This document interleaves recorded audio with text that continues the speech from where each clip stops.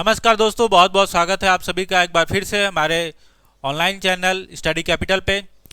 आशा करते हैं कि आप अच्छे होंगे और आपकी तैयारियां भी अच्छी चल रही होंगी। मेरा नाम है शैलेश यादव और मैं हूं आपका एग्रीकल्चर मेंटोर।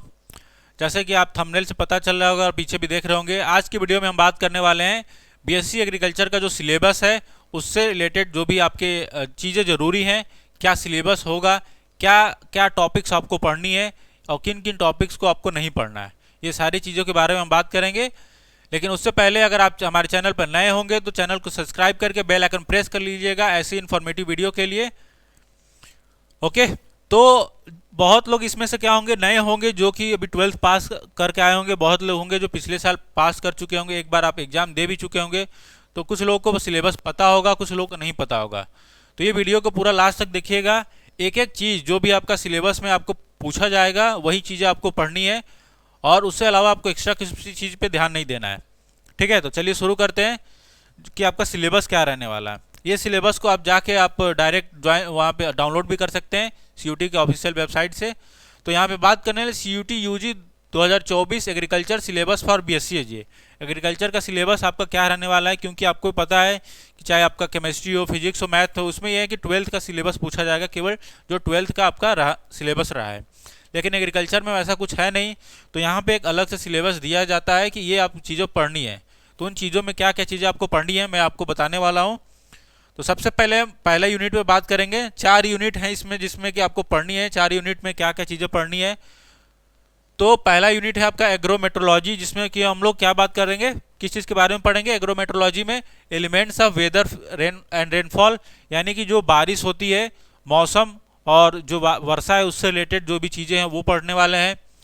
टेम्परेचर के बारे में पढ़ने वाले हैं कि किस तरह से जो टेम्परेचर है एग्रीकल्चर के लिए ज़रूरी है, क्या क्या चीज़ें उस प्रभाव डालता है। ह्यूमिडिटी, यानी कि जो भी नमी एटमॉस्फेयर में अवेलेबल होती है, ठीक है, उसको हम लोग ह्यूमिडिटी बोलते हैं। तो उससे क्या प्रभाव पड़ता है एग्रीकल्चर पे, क्या उसका रिलेशन है, ये सारी चीज़ें पढ़ेंगे। उसके अलावा आपका विंड के बारे में पढ़ना है, विंड वेलोसिटी के बारे में पढ़ना है। Sunshine weather forecasting, weather forecasting का मतलब कि हम लोग अनुमान लगाते हैं कि वर्षा होने वाली है। तो वो जो फोरकास्टिंग है एग्रीकल्चर पॉइंट ऑफ व्यू से क्या है और जनरल क्या है, इनके बारे में पढ़ने वाले हैं। क्लाइमेट चेंज के बारे में पढ़ने वाले हैं, जो कि हमारे क्रॉप प्रोडक्शन से ज़रूरी है कि क्लाइमेट अगर वो चेंज होता है तो क्रॉप प्रोडक्शन, यानी कि जो हम लोग फसल ग्रो करा रहे हैं, जो फसल उत्पादन कर रहे हैं, उस पर क्या प्रभाव पड़ने वाला है।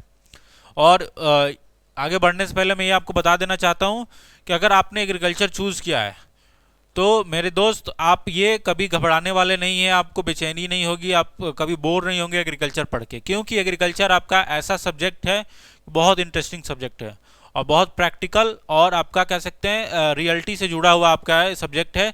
इसमें चीज़ें आप जितनी भी चीज़ें पढ़ते हैं वो कहीं ना कहीं आप एक तरह से देखे रहते हैं, हर एक चीज़ बस उनके बारे में आप पढ़ना शुरू कर देते हैं। तो आपको अगर आपका इंटरेस्ट है तो अब तो बहुत मज़ेदार सब्जेक्ट रहने वाला है आपके लिए। ठीक है, तो जेनेटिक्स एंड प्लांट ब्रीडिंग का अगला टॉपिक है। जेनेटिक्स में आपका सेल और उसके स्ट्रक्चर के बारे में पढ़ना है, जो कोशिकाएं होती हैं किस तरह से बनती हैं, उनका डिवीजन कैसे होता है, बढ़ती कैसे हैं, जिसमें कि माइटोसिस और मियोसिस काफ़ी इंपॉर्टेंट है, ये एग्जाम में बहुत ज़्यादा पूछे जाते हैं इनसे क्वेश्चन। और उनका सिग्निफिकेंस क्या है, कि इंपॉर्टेंस क्या है। तो पहले ये पढ़ने वाले हम लोग, फिर क्या पढ़ेंगे, ऑर्गेनाइजेशन ऑफ जेनेटिक मटेरियल्स। ठीक है, कि जेनेटिक मटेरियल किस तरह से बनते हैं, क्या क्या चीज़ें उनके अंदर होती हैं, क्रोमोसोम के बारे में पढ़ना होता है, डीएनए आरएनए के बारे में हमको पढ़ना है। मेंडल्स ने के जो लॉ हैं, ठीक है, साइंटिस्ट थे, आपने पढ़ा होगा मेंडल्स के बारे में, उन्होंने जेनेटिक्स के बारे में बहुत योगदान है उनका जेनेटिक्स के अंदर। तो उनने जो लॉ दिए उनके बारे में पढ़ना है। मेंडल्स के जो लॉ हैं उनका रीजन क्या था सक्सेस का, ठीक है, उनके डीमेरिट्स क्या थे, सब कुछ पढ़ना है। Absence of linkage and Mendel's law, linkage का मतलब क्या है, लिंकेज का मतलब होता है बेसिकली सिमिलरिटी देखना। सिमिलरिटी मतलब कि अगर हु बहू जैसे जो जुड़वा भाई हो गए हैं तो उनके बीच का लिंकेज बहुत ज़्यादा है। ठीक है, जैसे बाहुबली आप देखे होंगे, बाहुबली का लड़का जो था आपका बाहुबली की तरह ही था। सूर्यवंशम देखे होंगे, अमिताभ बच्चन का लड़का अमिताभ बच्चन की तरह था, वो लिंकेज वगैरह की वजह से होता है।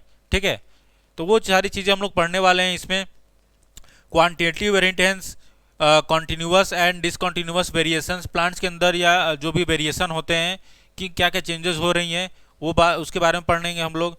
अलग अलग तरह के जीन होते हैं, पॉलीजेनिक जीन, मोनोजेनिक जीन। ठीक है, जिस जो एक जीन ज़्यादा इनहेरिटेंस कर रहे हैं, कई सारे जीन मिलकर कुछ कर रहे हैं, उनके बारे में पढ़ना है हमको। Role of genetics in plant breeding, plant breeding में क्या रोल है जेनेटिक्स का, जैसे कि हम लोग बैक क्रॉस मेथड आप जानते होंगे, जो जानते होंगे, या फिर मास सिलेक्शन करते हैं हम लोग, ठीक है, इन ब्रीडिंग करते हैं, ये सारी चीज़ें आपकी इसके अंदर आती हैं। तो उससे क्या प्रभाव पड़ता है जेनेटिक्स का प्लांट ब्रीडिंग में, उसके बारे में, cross pollinated self pollinated crops के बारे में पढ़ना है और उनके क्या क्या फैक्टर्स इफेक्ट करते हैं, इनके बारे में हमको पढ़ना होता है। इसके अलावा ब्रीडिंग के जो मेथड्स हैं उनके बारे में हमको पढ़ना है। क्रॉप प्रोडक्शन में जैसे कि आपका सिलेक्शन के बारे में यहाँ पे स्पेसिफाई किया है कि कौन कौन से मेथड भी आपको पढ़ने हैं। जैसे कि सबसे पहले आपको सिलेक्शन पढ़ना है, सिलेक्शन के बाद आपको पढ़ना है हाइब्रिडाइजेशन के बारे में, म्यूटेशन के बारे में, पॉलीप्लॉइडी के बारे में, टिश्यू एंड सेल कल्चर के बारे में, प्लांट बायोटेक्नोलॉजी, यानी कि प्लांट के अंदर भी बायोटेक्नोलॉजी यूज होता है, जैसे कि डीएनए का रेप्लिकेशन हुआ, ठीक है, ये सारी चीज़ें हमको यहाँ पे पढ़नी होती है।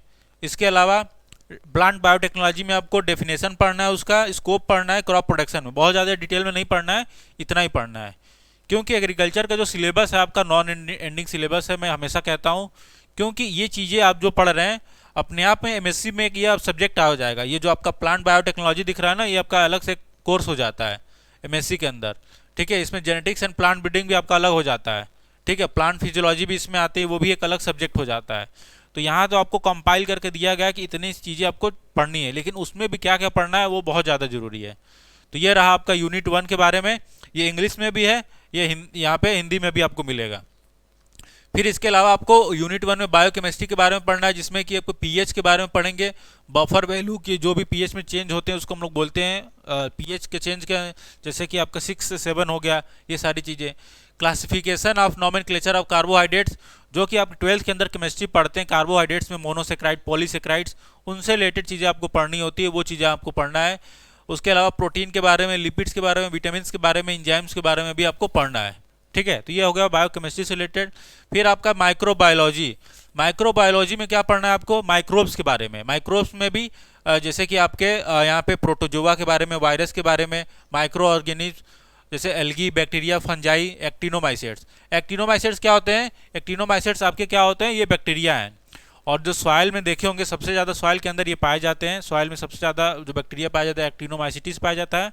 और बारिश में या जब पानी डालते हैं सॉइल पे, तो सॉइल के अंदर से खुशबू आती है, गाना सुनेंगे कि मिट्टी दी खुशबू आई, वो मिट्टी दी खुशबू क्यों आती है, वो खुशबू की वजह क्या है, ये एक्टिनोमाइसिटीज है, ठीक है। इन्हीं बैक्टीरिया की वजह से मिट्टी का जो स्मेल आता है ना, एक अलग मीठी मीठी भीनी भीनी जो खुशबू आती है, वो इन्हीं की वजह से आता है, ओके।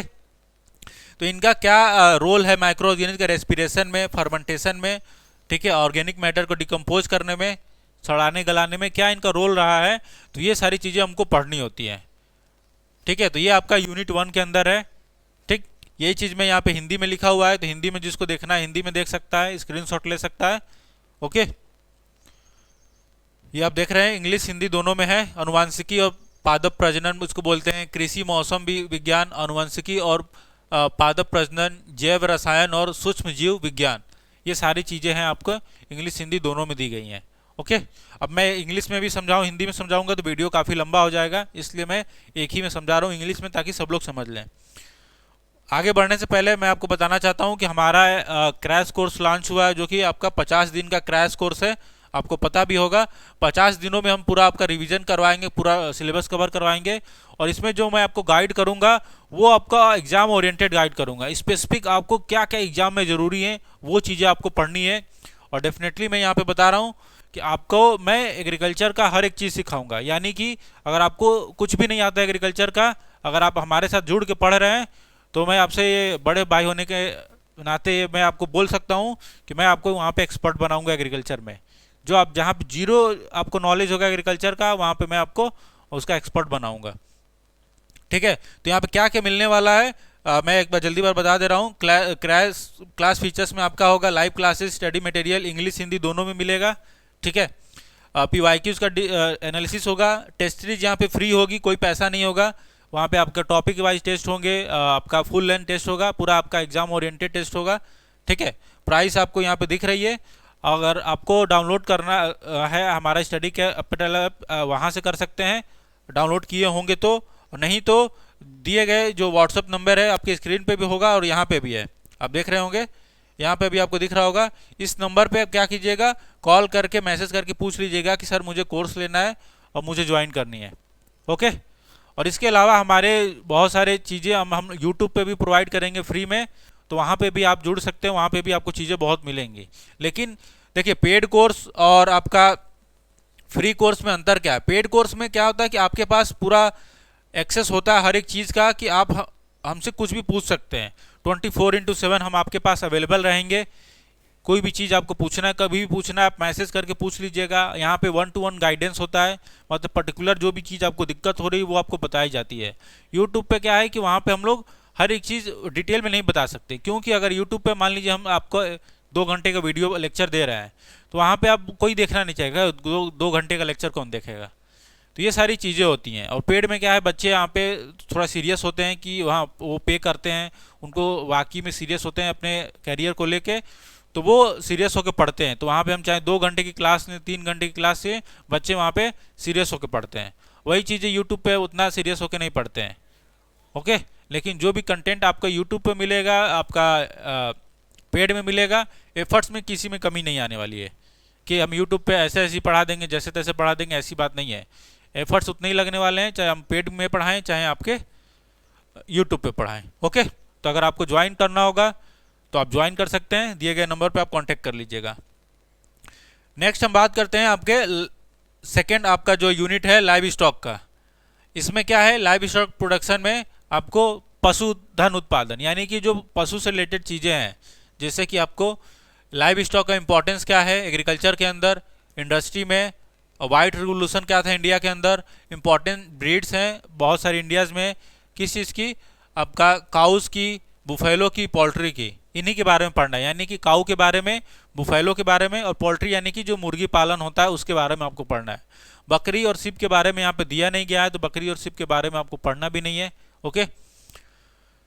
केयर एंड मैनेजमेंट उनका कैसे करना है, उनमें क्या क्या चीज़ें पढ़नी है, यहाँ पे दिया गया है कि उसके अंदर कैटल्स का मतलब बेसिकली होता है काऊ। पोल्ट्री का हाउसिंग कैसे उनको रखना है, किस तरह के घर में, कितना चारा खिलाना है, कितने टाइम पे देना है, प्रेग्नेंट काउज है, प्रेग्नेंट हो गया एनिमल तो उसको कैसे ध्यान रखना है, छोटे बच्चे हैं तो उनको कैसे ध्यान रखना है, जो बुल होते हैं उनका कैसे ध्यान रखना है, वो सारी चीज़ें आपको पढ़नी होती हैं। उसके अलावा यहाँ पे दिया गया है कि साइन ऑफ सिक एनिमल्स, उनके अंदर कोई बीमारियाँ लगती हैं, उसके क्या लक्षण होते हैं, ठीक है, कैटल्स में, पोल्ट्री में, तो उनमें आपको डिजीज़ के बारे में पढ़ना है। और स्पेसिफिक यहाँ पे नाम दिया गया है कि कौन कौन से डिजीज़ के बारे में आपको पढ़ना है, जैसे रिंडर पेस्ट हो गया, ब्लैक क्वार्टर हो गया, फुट एंड माउथ डिजीज जिसको मुंह पका खुरपका रोग बोलते हैं, मेस्टाइटिस जिसको हम लोग थनैला रोग बोलते हैं आम भाषा में, ठीक है, फॉल पॉक्स, ये सारे डिजीज हैं, इनके बारे में हमको पढ़ना है। रानीखेत डिजीज हो गया, उनके प्रिवेंशन हो गए, ठीक है, कि किस तरह से बचाव करना है, किस तरह से कंट्रोल करना है, इनके बारे में हमको पढ़ना है। ठीक है। आर्टिफिशियल इंसेमिनेशन मतलब कृत्रिम गर्भाधान, ठीक है, यहाँ पे आर्टिफिशियल इंसेमिनेशन में क्या होता है, हम लोग जैसे जो नेचुरल आपका मेटिंग होता है मेल और फीमेल का, वो ना करा के आपको केवल फीमेल में क्या कर इंजेक्शन से हम लोग आर्टिफिशियल जो भी आपका स्पर्म होता है वो हम लोग उसको मेट कराते हैं, जो सो सीमेन चढ़ाते हैं, ऐसे हम लोग गांव में बोलते हैं सीमेन चढ़ाना, ठीक है। तो वो आपका आर्टिफिशियल इंसेमिनेशन है, उसके बारे में पढ़ना है, उसकी प्रोसेस क्या है, क्या क्या चीज़ें हैं, उसमें आपका रिप्रोडक्टिव ऑर्गन्स आपको पढ़ने होंगे मेल फीमेल के, वो प्रोसेस क्या है, ये सारी चीज़ें आपको लाइव स्टॉक प्रोडक्शन के अंदर पढ़नी होती है, ठीक है। यहाँ पे आपको मिल्क एंड मिल्क प्रोडक्ट्स भी पढ़ना है, ये भी ध्यान रखिएगा, यहाँ पे आपको दिख रहा होगा मिल्क एंड मिल्क प्रोडक्ट्स, ठीक है। यहाँ पे प्रोसेसिंग लाइव स्टॉक प्रोडक्ट्स में आपका आ जाएगा marketing of milk and milk products, milk जैसे दूध से बनने वाले जो भी पदार्थ हैं, आइसक्रीम है, आपका दही है, ठीक है, मिठाइयाँ हैं, जो भी चीज़ें बनती हैं उनका बनना कैसे होता है और उनका मार्केटिंग कैसे करते हैं, बहुत डिटेल में नहीं लेकिन जनरल व्यू आपको यहाँ पे ध्यान रखना है। नेक्स्ट आपका ये हिंदी में है, तो हिंदी में भी आप देख सकते हैं पशुधन उत्पादन, ठीक है, पशुधन उत्पादन जो मैं आपको बता रहा था कि कृत्रिम गर्भाधान, ठीक है, इसके बारे में देखभाल और प्रबंधन कैसे करना है, ठीक है, क्षेत्र और महत्व में क्या है, पशुधन उत्पादन का महत्व क्या है, ये सारी चीज़ें हैं। यहाँ पे आप स्क्रीनशॉट ले सकते हैं, मैं साइड हो जा रहा हूँ। ओके, चलिए नेक्स्ट थर्ड यूनिट है आपका क्रॉप प्रोडक्शन। क्रॉप प्रोडक्शन का मतलब कि यहाँ पे आप जो फसल उत्पादन हम लोग करते हैं उसके बारे में पढ़ना है, तो उसमें क्या क्या पढ़ना है, तो इसमें भी आपको स्पेसिफाई कर दिया है कि किस किस टॉपिक्स को आपको ध्यान देना है, क्योंकि आपका ये अलग इसमें 3 सब्जेक्ट्स को मिलाया है, जिसमें कि आपका सॉइल साइंस आ जाएगा, एग्रोनॉमी आ जाएगा। सॉरी, दो सब्जेक्ट्स को मिलाया है, ठीक है, मोस्टली दो सब्जेक्ट हैं यहाँ पे।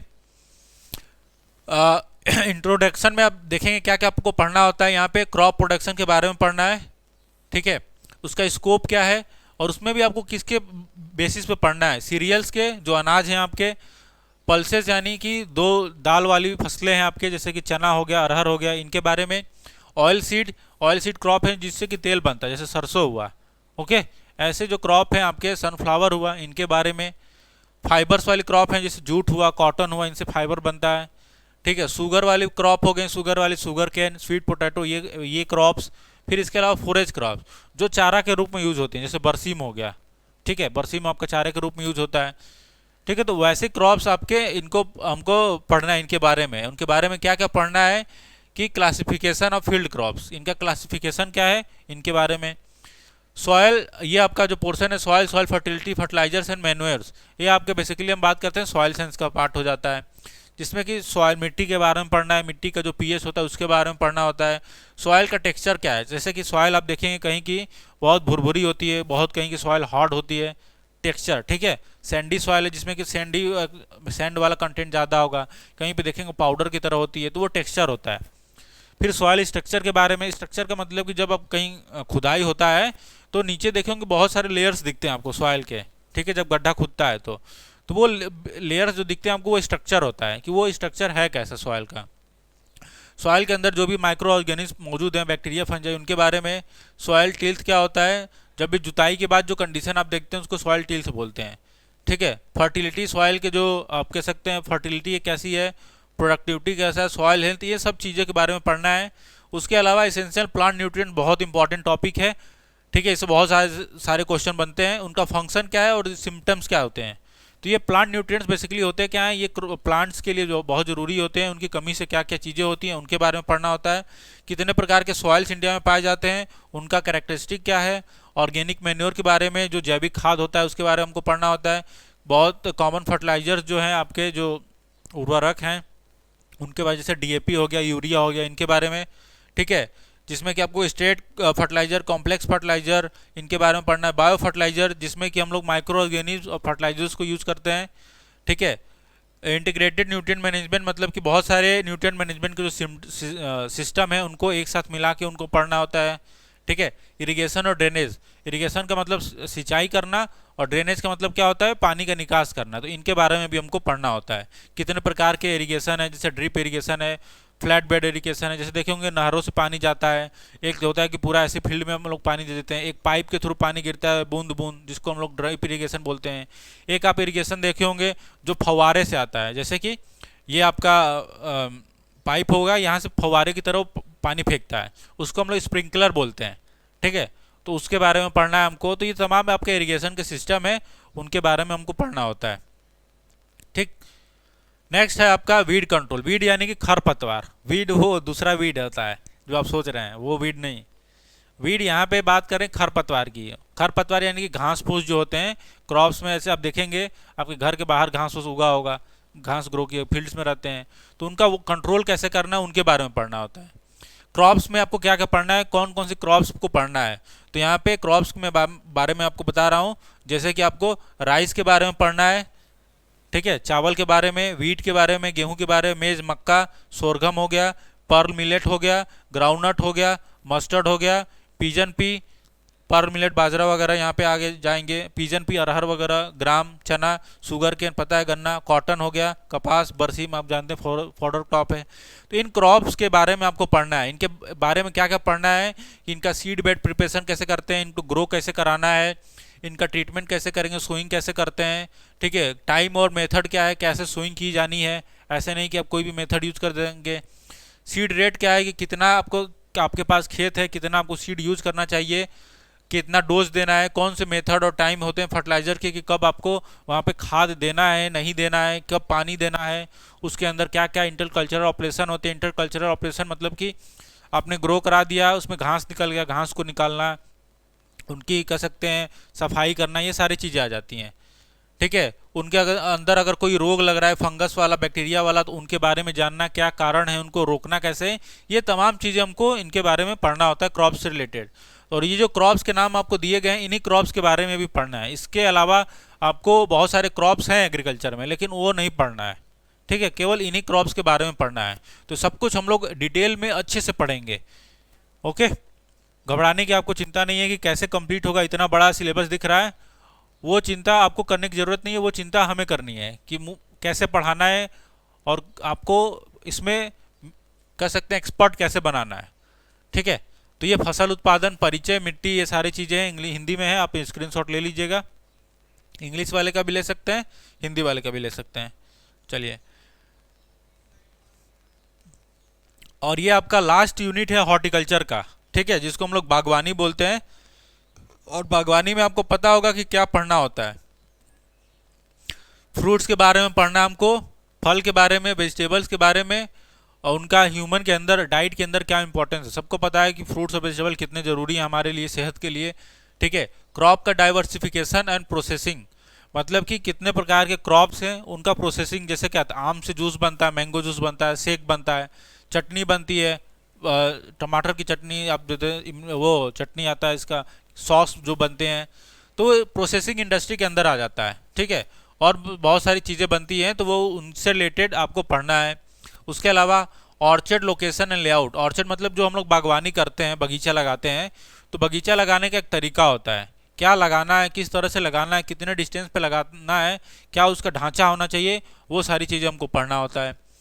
Ornamental gardening and kitchen garden, ornamental gardening मतलब कि हम लोग जो भी आप कह सकते हैं सजावट के लिए, ऐसे जो भी, जैसे बहुत सारे पार्क में जाते हैं तो अलग अलग आप देखे होंगे, वहाँ पे फूल लगे रहते हैं, अलग अलग शेप लगे रहते हैं, जैसे कि कोई बंदर का या हाथी का शेप में कोई पौधा होगा, ठीक है। तो वो आपका ऑर्नामेंटल गार्डनिंग में सब चीज़ें आ जाती हैं, किस तरह से आपको वो चीज़ें रखनी है। पार्क वगैरह में जाते हैं तो वहाँ पर आपको दिखता है सिस्टमेटिक तरीके से। किचन गार्डन क्या होता है, किचन गार्डन बेसिकली आप जो भी आपके बैकयार्ड में हम लोग या घर के आसपास क्या करते हैं, छोटे में खेती करते हैं, थोड़ा लहसुन लगा दिए, थोड़ा प्याज लगा दिए, थोड़ा आलू लगा दिए, दो चार पौधे हम लोग टमाटर के लगा दिए, तो बेसिकली किचन गार्डनिंग हो गया। तो उसके भी कई सारे टाइप्स हैं, तो उनके बारे में हमको पढ़ना होता है। फिर आपका है प्लांटिंग सिस्टम। प्लांटिंग सिस्टम मतलब कि किस तरह से प्लांट करना है, जैसे कि इसके 3-4 सिस्टम है। जैसे कि प्लांट को हम लोग स्क्वायर सिस्टम में ग्रो कराते हैं, यानी कि एक यहाँ पे प्लांट ग्रो होगा, यहाँ पे, यहाँ पे, यहाँ पे। एक रेक्टेंगुलर सिस्टम होता है, ठीक है, ये कई सारे प्लांटिंग है। ट्रेंगुलर सिस्टम है यहाँ पे, कि वो इस तरह से प्लांट हो गए कि अगर उनको हम मिलाएंगे तो इसका शेप ले लेंगे, तो वो प्लांटिंग सिस्टम है। ट्रेनिंग प्रूनिंग क्या है, ट्रेनिंग का मतलब होता है जब पौधा छोटा होता है, 1-2 साल का होता है, तो उसमें उसको हम कटाई छटाई करते हैं, उसको एक शेप देते हैं। बहुत जगह देखे होंगे कि जो अशोक के पेड़ होते हैं वो इस तरह के शेप के होते हैं, ठीक है, आप देखे होंगे इस तरह का शेप। तो क्या ये पेड़ ऐसे ही होते हैं? नहीं, ये शेप बनाया जाता है। तो शुरुआती दौर में जब प्लांट बढ़ता रहता है तो उसमें जब हम लोग उसको ट्रेनिंग देते हैं, शेप देते हैं, उसको हम लोग ट्रेनिंग बोलते हैं। और क्या होता है, प्रूनिंग क्या होता है, जब ये पेड़ बड़ा हो जाता है तो ऐसा तो है नहीं कि ये इतना ऐसा ही रहेगा, इसमें जो ब्रांचेस होती हैं वो बाहर निकल जाती हैं, कहीं इधर निकल जाएगा, इधर निकल जाएगा। तो फिर इसको शेप को मेंटेन करने के लिए जो एक्स्ट्रा ब्रांचेस निकल जाती हैं उसको हम लोग क्या करते हैं, कट कर देते हैं। तो इनको कट करने का जो प्रोसेस होता है शेप को मेंटेन करने के लिए, उसको हम लोग प्रूनिंग बोलते हैं।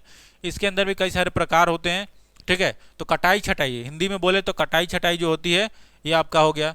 इंटरक्रॉपिंग, बहुत सारे आपके तरह के इंटरक्रॉपिंग होते हैं, मतलब 2 क्रॉप्स को एक साथ ग्रो कराना, वो आपका इंटरक्रॉपिंग हो गया। उसके अलावा जो आपके धूप से बचाना, ये सारी चीज़ें आपको पढ़ना होता है कि बहुत ज़्यादा ओस गिर रही है, ठंड है, तब भी बचाना इन सब चीज़ों को।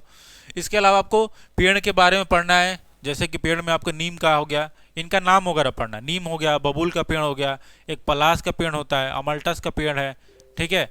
ये सारी चीज़ें आपको यहाँ पे पढ़नी होती हैं। श्रब्स के बारे में पढ़ेंगे। श्रब्स यानी कि एक हर्ब्स होते हैं, श्रब्स होते हैं।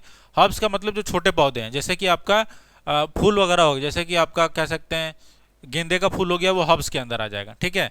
श्रब्स में क्या आएगा, जैसे अनार का पेड़ होता है, बहुत बड़ा पेड़ नहीं होता है, वो मिडिल होता है, बोगनविलिया का पौधा है, ठीक है। तो श्रब्स यानी कि मीडियम हाइट के रहते हैं, पेड़ नहीं रहते हैं, छोटे पौधे भी नहीं रहते, मीडियम हाइट रहता है, जैसे अनार हो गया।